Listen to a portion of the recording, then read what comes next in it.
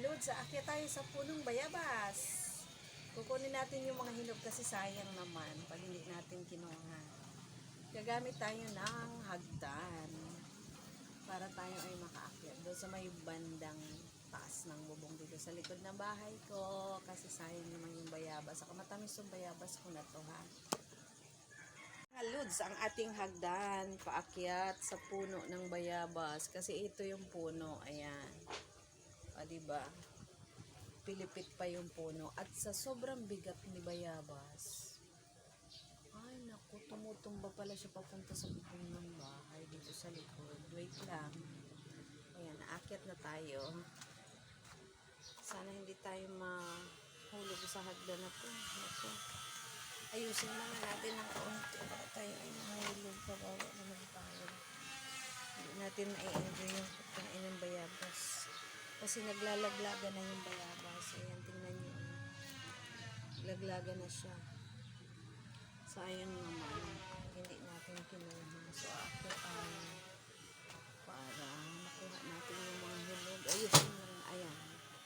Ayusin. So, aakyat tayo. Paakyat ako ng hagdan. Paakyat ako ng hagdan. Ayan, paakyat na ang unggoy. Naku, ang dami pala. Kinain sila ng daga. Akit na muna ang unggoy.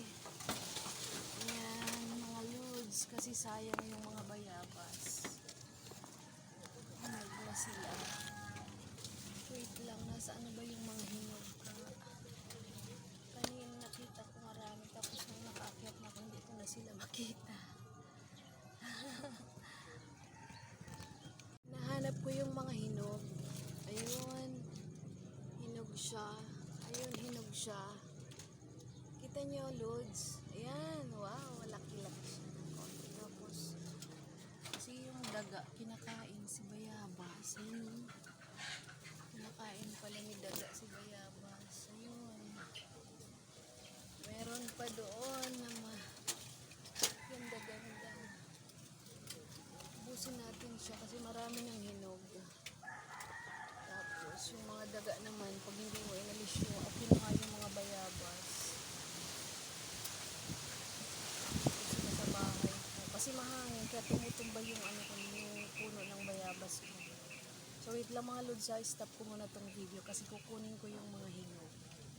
Kasi kakapit ako, baka mahulog ako dito. Ayan, ang aking hinog na bayabas, mga Lods. So, ito na yung mga Lods na inakyat kong bayabas. Yung iba, maganda naman siya. Yung iba parang hindi siya kagandahan.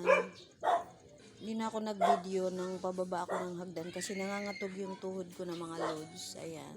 Pakita ko na lang, sabi ko, yung nakuha kong bayabas sa aking pag-akyat.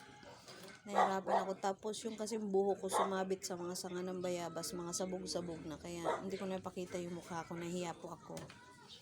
Mukha na akong bruha. Ayan. So, yan yung mga nakuha kong bayabas. Kinakain kasi siya ng daga. Lalaglagan. Alright, mga Lods. Yan po ang ating ginawang pag-akyat sa puno ng bayabas ngayong umaga. So, thank you mga Lods for watching my video. Tara, kain tayo ng bayabas.